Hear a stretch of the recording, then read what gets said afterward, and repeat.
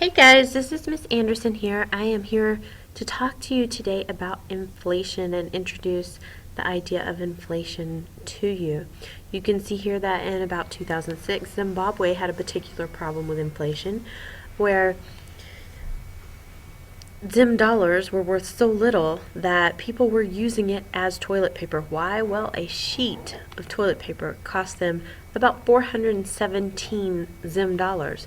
So they actually had to put up these signs in their restrooms, in their public restrooms, not to throw Zim dollars in the toilet. Now, some basic definitions to start. Inflation is a rise in the overall price level. So all prices are going up maybe 2%. Deflation is a decline in the overall price level. So all prices are falling 2 or 3%. Disinflation is a slowing of the rise in the price level. So this is the idea of going from a 5% inflation rate to maybe a 3% inflation rate. Prices are still going up, but not as fast as they were previously. A common misconception is that anytime prices go up, it's a bad thing. But it turns out overall price levels are not always super important or the most important element of this. In 2013, for example, let's say that Ari earns $20 a week and can spend her money on gas or on Frappa Mocha lattes. If gas costs $2 a gallon and the lattes cost $4 of each, she has a choice of spending her money on either 10 gallons of gas or 5 lattes. Now, exciting news! She gets a raise. She now makes $40 a week. But gas prices also go up to $4 a gallon, and Frappa Mocha lattes are now $8 each. So now she can still buy, wait, what? $10 of gas or 5 lattes. So Ari is no better off for her raise, but she's also no worse off for the change in prices that occurred. This introduces us to the idea of real wages versus nominal wages. Nominal wages are what our paycheck says. So Ari's paycheck went from saying $20 to $40. Real wages are what our money will buy. Ari's real wages didn't change with her increase in pay since prices went up at the same time, as often happens with an inflationary period. So again, prices are not, or price levels are not necessarily a big deal. You'll often hear people lament the days past when a hamburger at McDonald's cost 15 cents. However, what people might forget is that whenever a hamburger would cost 15 cents, the average income of a family was only $3,000 to $7,000 a year. That's for the whole family for the whole year. So now hamburgers may cost $1, but incomes have also gone up with that increase in prices. While price level itself may not be important, the rate of price changes are important. And this is what we measure with the inflation rate. And it's just using the percent change formula. Price level in year 2 minus price level in year 1 divided by price level in year 1 times 100. In the U.S., the goal is to have a 0 to 3% rate of inflation. And the reason we try to keep it at that 0 to 3% rate is because if people expect a small steady increase in prices, everyone acts accordingly and adjusts. So then why do people get so worried and upset about inflation? Well, it's when we can't predict and we don't have a slow, steady increase. And then we have uncertainty in the economy. People do not know what's going to happen to the value of their money, and so they cannot make good, rational decisions because they don't have enough information. When people are uncertain, they tend to make irrational decisions, or as rational as they can at the time, and this can create some problems for many different groups of people in the economy.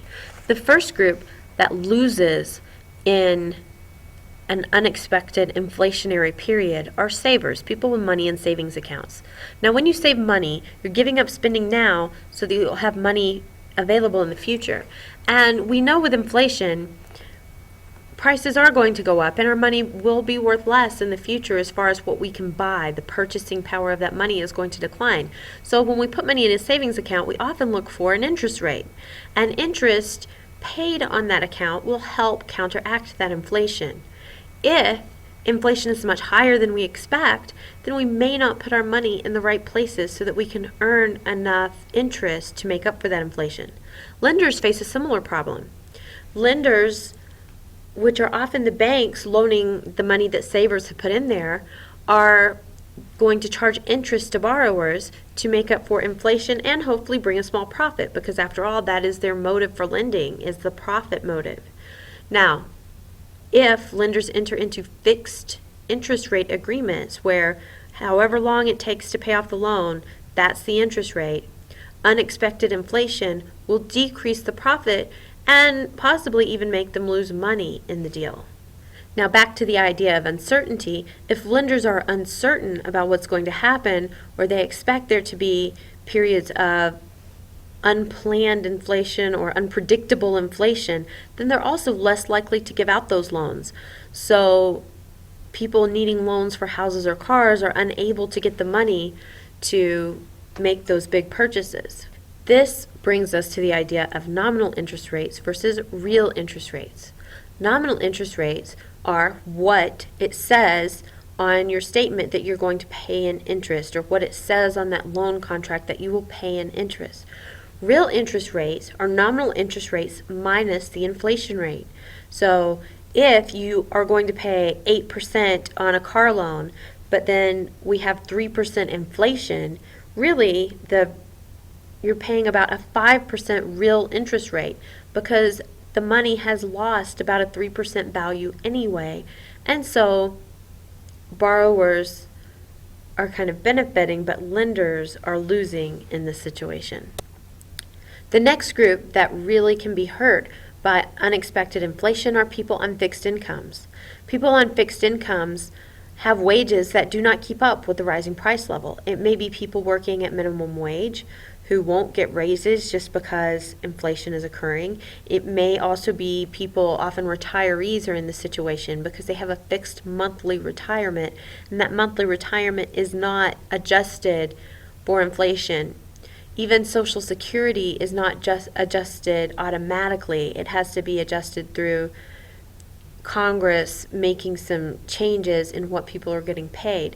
So people on those fixed incomes have to deal with rising prices but no wage increase, which means their real wages actually fall in this situation. The other group that can really lose are people who are sellers in long-term contracts. Labor contracts are one of the biggest places you'll see this. Workers are the sellers of their labor. And if you have labor contracts often negotiated by unions, then those salaries stay put until contracts are renegotiated for everybody to get a raise.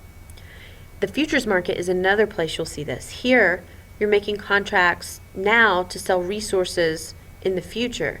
And if you have unexpected inflation, then the people who are selling in those markets cannot have all of the proper expectations to make the profits that they need to stay in business.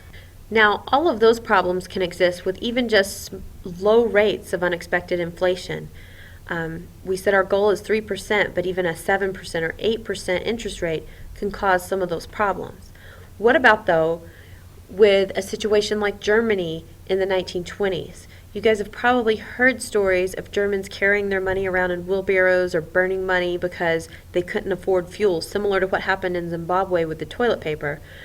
This is called hyperinflation, and you can see the massive inflation in Germany that occurred from August of 1922 to November of 1923. This super rapid inflation can cause even more uncertainty and brings with it an additional set of problems.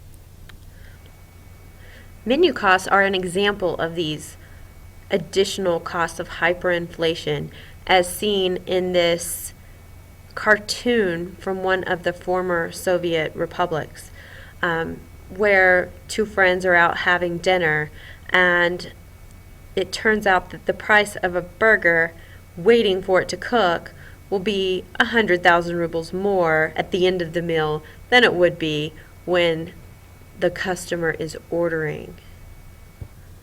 Now, if we have losers from inflation, then you may ask, well, what about the winners? Well, the big winners of an unexpected inflationary period are borrowers. The whole free silver movement in the early 1900s was an effort to add silver currency to the stock of U.S. currency because there wasn't enough gold in circulation that people get their hands on the money. Farmers in particular were very fond of this because it would have made the value of their debt go considerably down. So farmers were big proponents of the free silver movement. For borrowers, inflation is kind of a benefit because it makes the money they're paying back worth less. They could have bought less other stuff with that money anyway. However, for people wanting to borrow, it can be harder to get those loans. So it's not necessarily as sweet a deal as it sounds. So what about deflation? Doesn't that sound like a great idea? All the prices in the whole economy falling and our money will go so much further. Well, in reality, there's a lot of problems that come with deflation. First of all, oftentimes people lose jobs when we have deflation. So prices fall, but people lose income. When people lose income, that can hurt the overall economy because as people buy less and less, then businesses slow down even more people lose their jobs, and it can end up in a recessionary spiral. The other thing with deflation is businesses can't predict what they're going to be able to sell goods and services for, and so that creates uncertainty for businesses about the production process. And sometimes they end up having to sell goods and services for less money than it actually costs them to produce it. So when they're worried about this proposition, again, they'll cut back production and people will lose jobs. And that can be very painful to a lot of people. Deflation is also going to hurt those who have borrowed money and who are having to pay back that money they borrowed with money that is now actually worth more than what they borrowed. So they may be paying back, in essence, more than they borrowed to begin with. Not in nominal payments, but in the real payments and the real money and what that money would have bought. Now remember at the beginning I distinguished between deflation and disinflation. While deflation means all prices are going down, disinflation just means inflation is slowing down, but this can also be costly as shown in this graph. In 1980, we were sitting at about a 14-15% inflation rate. And as efforts were made to bring down that inflation rate, notice that the unemployment rate went up during this disinflationary period. Now, one way you can think about disinflation compared to deflation, disinflation would be like slowing an accelerating car, where deflation would actually be the car going all the way backwards in reverse.